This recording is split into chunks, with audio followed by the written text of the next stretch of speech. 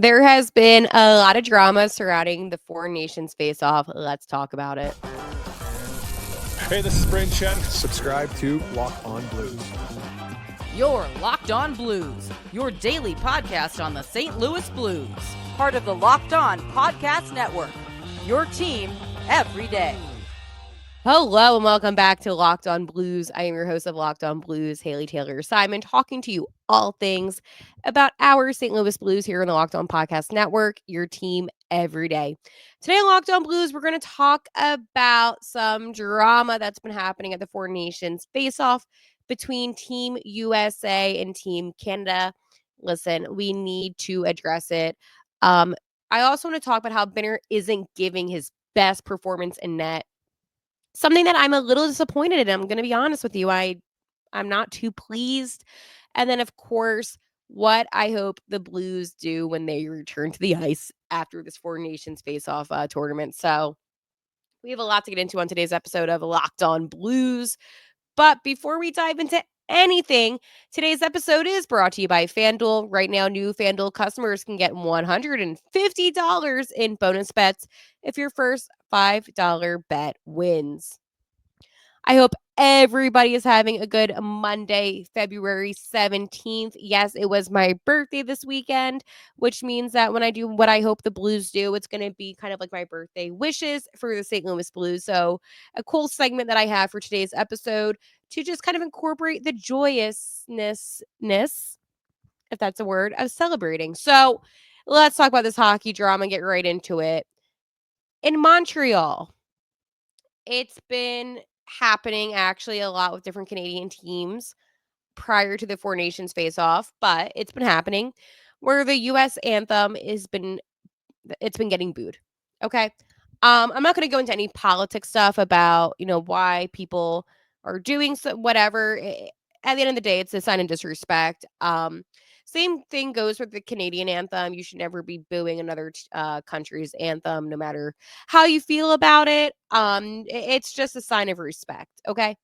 To not boo and just to be courteous during another country's anthem. I feel like that's a very basic and obvious statement, but regardless, there was just a lot of booing going on.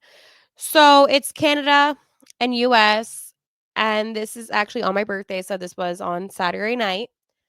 And the booing, it's been relentless. It's been happening, it's just been getting worse and worse, okay? So as soon as the puck drops, who other than my boy Matthew Tkachuk, Chucky, to throw off his gloves and to start fighting as soon as the puck drops. Then my boy Brady Tkachuk did it too, okay?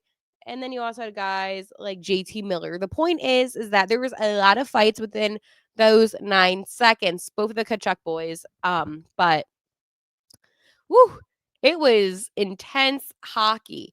And I don't remember the last time that there was 3 fights in the first 9 seconds of a game in a tournament where it's not like you're winning the Stanley Cup. I don't even know if they get anything if they win this other than just saying that they won. But it was insane. It was some of the most intense hockey that I have watched. And I think for both of these teams, Team US and Team Canada, um, you can make the argument that this was the best game in the whole tournament. I know that they're going to be playing each other coming up Thursday, but it was a really, really good contest. I love aggressive hockey. I don't know about you, but I like hockey that just feels meaningful.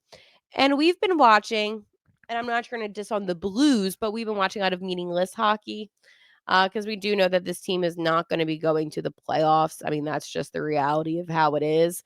So for me, sometimes when I do watch Blues hockey, I'm not disinterested, as in I'm not going to watch because I'm still a fan. So I'm still going to watch.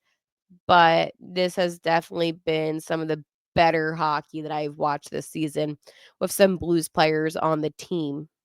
And as I said, I will be getting into some of my other thoughts regarding how a player has been performing. But with this drama, it's really started this whole outrage on social media, and it's just been stirring the pot. So last night, I believe that's when they came back to Boston, or that was today. I don't know. I took a nap during the day, but they're in Boston now to finish up the tournament.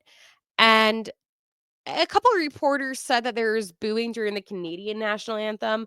However, there was no video proof, and I didn't hear anything on the broadcast itself. So who knows? I'm sure there was a couple people. Like, I can't say that there wasn't because, again, like, I'm not in Boston, but it's definitely been problematic.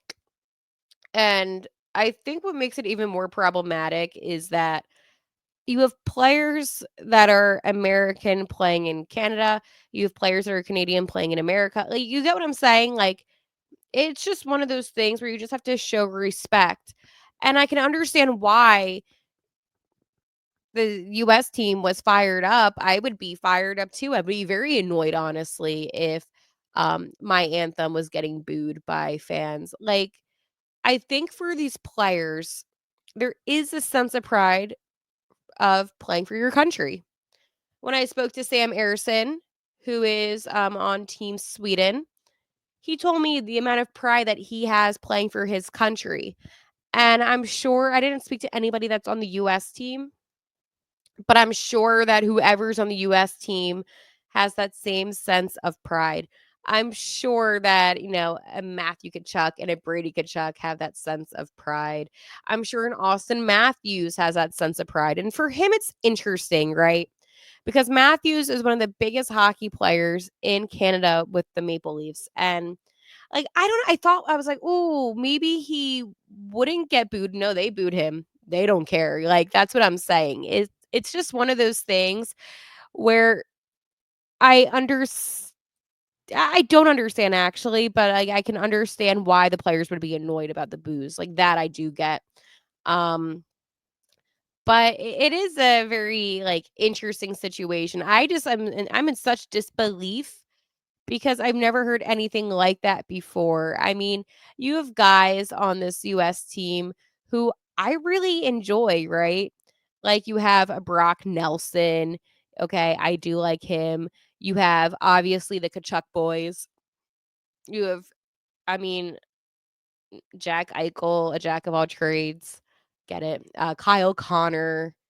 I don't believe that he's played though. Adam Fox, Noah Hannafin, Connor Hellebuck, Jack Hughes. So you do have a good amount of players that are likable. Dylan Larkin, Charlie McAvoy, Jake Ottinger.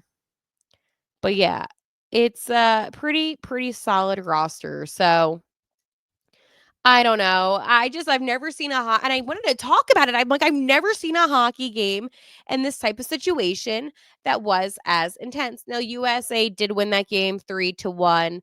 US looks so dominant in this tournament. I mean, it is actually, to me at least, insane how good Team USA looks. I will say that I believe that Canada, and I'm going to talk more about it in this next segment, they obviously have weapons, but matching up player to player, I think that Team US is just the best. And as I said, they do play each other in the finals, which is no surprise. I mean, and I'm not dissing on Sweden and Finland in any single way, but it's not surprising that it was US and Canada that made it to the finals. Maybe more so because if they had Russia in it, I feel like Russia would have had a good chance because there's a lot of great Russian hockey players. But obviously that didn't happen. So it is what it is. But I was a little bit like, I don't want to say disappointed, but I was a little bit, it would have been nice to see, Sweden versus US or Finland versus Canada. You know what I'm saying? Just like something different that I wasn't expecting it to be. But I can also say that I'm not surprised. So, former Blues player Kevin Hayes is expecting his first baby. Congratulations, Kevin Hayes. I just got my notification. That is awesome. And he is a cousin of the Kachucks. So it's all one big family. But I want to talk to you about Team Canada and some things that I've been noticing that are not so great. But I want to talk to you about my friends over at FanDuel. When the game tips off, the NBA action is just getting started, and there's no better place to get in on it than FanDuel, America's #1 sportsbook. With FanDuel, you can place live bets throughout the game, so even if you miss the opening tip-off or you want to bet on fourth quarter comebacks, you can stay in the action. And if you're looking for a bigger payout, you can even combine your live bets into a same game parlay. I love using FanDuel's live betting feature because it keeps every moment of the game exciting. Whether I'm backing my team for a late game rally or picking a player to hit a clutch three, I never feel like I've missed my chance. Plus, the app is easy to use, and when you win, you get paid instantly. Right now, FanDuel customers can get $150 in bonus bets if you win your first $5 bet. Just visit fanduel.com to join today. That's fanduel.com for you to shoot your shot at $150 in bonus bets. Make every moment more of FanDuel, the official sports betting partner of the NBA. All right. I do not condone any of the Jordan Binnington hate. I don't. But what I can say in the same sentence is that he is not giving his best performance in the Four Nations Faceoff. And that's a fact. I am a huge Binner supporter. You know that about me. You know that I have always rallied behind him. You know, I've always seen the good in him in terms of him as a player, even off the ice. I had a whole entire segment in my last episode about how annoyed I was that people tried to diminish who he is as a person because he had a few emotional responses a few seasons ago. He cares so much about the game. He is such a focused player. And I feel like sometimes that gets a little bit misconstrued with him being a jerk or ignorant or whatever terms people want to use. You don't need to like him personally. And I've said that numerous times. But at the same time, when you were constantly slandering him and saying that he's not a good goalie, that's just not true. I don't think he's had his best performance. It's been kind of average-ish mediocre, but I don't think he's a bad goalie. I think that it's just been a little bit rough for him. He's had a really difficult season, and I know it sounds like I'm making an excuse, but I'm not. I'm just keeping it so 100 with you. The Blues make it very difficult for goalies to succeed as of the past couple seasons. He could have a great game, but again, you can't be the only player defensively making an impact. I think that Colton Parayko in this tournament, he's looked fine. Okay, Colton's look good. Like, I'm not complaining at all about Parayko. But Binner, some of the saves and some of the shots on goal, it's just bad. Not great. But again, I think that Team Canada does have obviously a good roster. And when it comes to the defense too, I mean, Colton Parayko's been a standout for me. Cale Makar, obviously. Um, Shea Theodore. Here's the thing, like, I'm not, like, overly impressed, right? Like, Travis Sanheim played today. He played a good game, but hasn't played much. Like, it's just, like, the defense, though, when you think about the other teams, and for the US, like, they have Adam Fox, Noah Hannafin, Quinn Hughes, Charlie McAvoy. Like, they have, much better defensemen than the Canadian defensemen, just in my opinion. And it's not me dissing at all any of those guys on Team Canada. Obviously, they got selected and they're all very good players. But I can look at this in a very neutral type of setting and think, wow, I think that the players on Team USA defensively are better than what's in front of the net for Team Canada. But it's not an excuse because I feel like, too, Binner knows that the US team is a really strong offensive team and he just has to be better in net. That's all it is. Who do I think is going to win? I think it's going to be US. I just feel like they have the better team. And while I know the last game is 3-1, anything can happen in hockey. Like 3-1 doesn't mean that you're out of it at all. but I do feel like the U.S. team is just better than the Canadian team. And this tournament's been really interesting to me too, because I feel like I've kind of seen more of a national perspective on Jordan Binnington. I feel like I have seen him kind of get all this slander and hate. And I understand that, I get it that he's not been the best, but like I'm seeing tweets from people, um, and it's like going viral, and it's like, why is he in net? Now, Logan Thompson, I will say, I'm a little surprised that they didn't put him in net at all. He's with the Caps now, but I don't know. Like, I've never seen such backlash over a player before. And I understand he's not been playing well, but is it really that bad to where you just want to make hate tweets of him? I mean, and then I'm seeing things where people are saying he has been good since, the Blues won the cup, and that's not true. Jordan Binnington is just playing on a team that isn't that good. I was going to say great and good. Isn't that good. So you can't expect him to come out here like a Jake Ottinger or something and just be lights out. I mean, it's just been a rough season. But I feel like it's been really unjust slander. I really do. I mean, do I agree that it hasn't been good for him? I do agree. Okay. But today, honestly, the second period, it was great. He played a great game. And that's what bothers me is that I was watching him today. Okay, that's why I'm filming it now. And I'm like, you know what? He actually looked good. And I think that maybe in the first period he didn't look as sharp, and it is what it is. But for people to get so mad and so pressed and just so dramatic and just out of line, it doesn't make sense to me. If you're a hockey fan, especially if you're a fan and you're rooting for your country, support your players. Even if you don't think that a player specifically is the best option, why are you constantly slandering him? And that's what I don't get.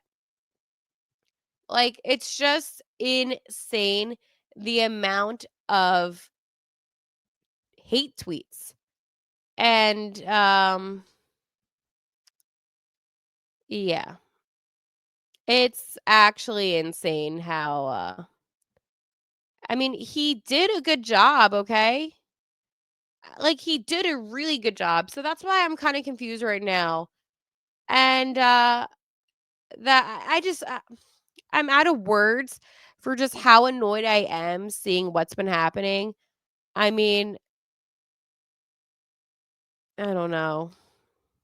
Like sure, Saturday's game wasn't the best. Fine. But yeah, not like he's like this awful goalie. People are making it seem like he's like a backup goalie like on the San Jose Sharks, and like the reality is like he is a starting goalie on a team that won a cup kind of recently.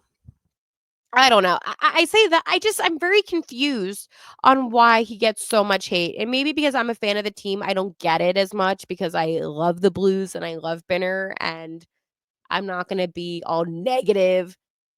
But if you don't like Jordan Binnington, help me understand why you don't like him, because it seems a little personal. It seems a little bit more than just, oh, he's not making great saves. It seems like you were trying to attack a player who just isn't always having the best game, but is still putting out good effort and does make some clutch saves. So please let me know and tell me why you feel this way, because I feel like this is just a little too much and it's getting to the point, honestly, where it is annoying. I want to talk to you about what I hope the Blues do, but first I want to talk to my friends over at SelectQuote. In sports, having a winning strategy is everything. It's how the best teams make it to the Super Bowl, the World Series, and the Olympics. The same goes for life. Having a strategy like life insurance from SelectQuote can protect you financial legacy, and keep your family's future secure. SelectQuote makes it easy to find the perfect life insurance policy. As one of America's leading insurance brokers with nearly 40 years of experience, they've helped over 2 million customers find $700 billion in coverage since 1985. What sets SelectQuote apart is their personal touch. Unlike other brokers that offer one-size-fits-all policies, their licensed agents tailor coverage to fit your unique needs. If you're not in good health, you might even qualify for some same-day coverage up to $5 million. No medical exam required. And it's more affordable than you think. You can get a $1 million coverage for as little as $20 a month. Get the right life insurance for you. For less, at selectquote.com/lockedonnhl. Go to selectquote.com/lockedonnhl today to get started. That's selectquote.com/lockedonnhl. SelectQuote, they shop, you save. The Blues have a really interesting situation for when they return after this break. I believe they do practice tomorrow. The PR sent me an email, so that's exciting. Happy to see the guys back on the ice again. Well, most of them. But I think that they need to be smart about how they're going to attack this next portion of the season. So this Saturday, they were hosting the Winnipeg Jets, followed by the Colorado Avalanche on Sunday, and then Tuesday, the Seattle Kraken for that 3-game homestand. I hate to be negative, but I'm going to be realistic. They're not beating the Jets. They're not beating the Avalanche, and they're probably going to lose against Seattle. You might say, Haley, they could win against Seattle. That they could. Out of the 3 teams, Seattle, they have the best chance to win against them. I just don't know when I see the next Blues win. The Capitals, they're playing their in Washington Thursday the 27th. Again, I just can't confidently say that they are going to win. I believe the game against the Kings on March 1st is Braden Shen's 1000th NHL game, so shout out to Braden Shen. But it's coming up soon, so that's cool. But getting back on track. It was my birthday the other day. And people always say to you, oh, make a wish. What did you wish for? So let's do some birthday wishes. If I get 3 birthday wishes, this is what I want to come true. Birthday wish number 1. The Blues bring up Dvorsky. I think this is a very obvious thing coming from me, especially because I have been his biggest supporter. Like, cut the tapes. Go back and watch my episodes from training camp. I have been nothing but praising Dvorsky because I truly do believe he deserves a chance to play up in the NHL, even though he may not be ready, because it's not like the Blues are going to go to the playoffs, so at least give him a shot to see what it's like, send him back down, and then have him work on things. My second wish is to do nothing at the trade deadline. I know. And I keep on going back and forth on what I think the Blues should do at the deadline. Some days I say sell, sell, sell. Other days I say, maybe make a good trade. Now I am saying nothing. I think this offseason, free agency is going to be huge. I think attack then, but you really can't afford to lose any more players at the moment. And besides that, if you are going to I guess you can say sell at the deadline, you're going to have to bring up guys like Dvorsky. So I guess it goes hand in hand in that sense. But I just feel like if the Blues keep it for how it is and just, finish off the season. And then my third wish for the St. Louis Blues is to get a good, solid defenseman this offseason, preferably 2. I think that this offseason, the Blues are in for a rude awakening. I really do believe that the Blues have the opportunity to do some really good things. Oh, this is an exclusive video from Rachel from Locked On Flyers, who is covering the 4 Nations Faceoff right now. I'm going to play it for you here because I cannot get it on my computer, but she just sent me this. So those are my 3 birthday wishes.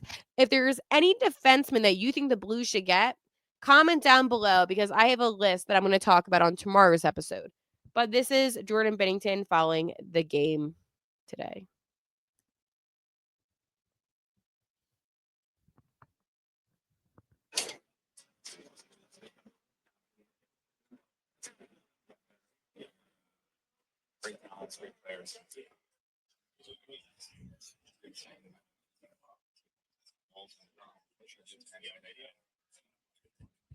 Sorry, just wondering how much comfortable do you feel like you're getting more comfortable in this tournament, just with the team, chemistry, everybody? Yeah, I think it's getting to know each other now for 3 weeks. It just raises your level being around players like this. So basically, Benner is saying that he is getting more comfortable with the practices and being with the team, which is a really good thing. So I'm happy to hear that. All right. In tomorrow's episode of the Locked On Blues, I will try to get that video downloaded. Just my computer is having a difficult time, so I wanted you to hear at least some of the audio. Again, thank you to Rachel from Locked On Flyers. And again, to every single person watching Locked On Blues, thank you so much for making Locked On Blues your first listen every day. We do daily episodes talking all things St. Louis Blues here on this channel. So if you're on YouTube, make sure to hit that subscribe button. If you're listening on another podcast form, such as like a Spotify and Apple Music, wherever you listen, make sure to follow, subscribe, especially when you're safe. I know some of you like to listen when you're driving, so make sure that you're safe when you do so. But definitely give a thumbs up on YouTube and give a comment down below. My everydayers know that I read the comments every single day, so I can hear what you have to say. Twitter again is at Locked On Blues. My own Twitter is at Haley T. Simon. And tomorrow, as I said, I'm going to talk to you about some defensemen that I like. But I'm excited to see some hockey, and what's left to come with this Four Nations Faceoff. I will talk to you tomorrow. And like always, let's go Blues.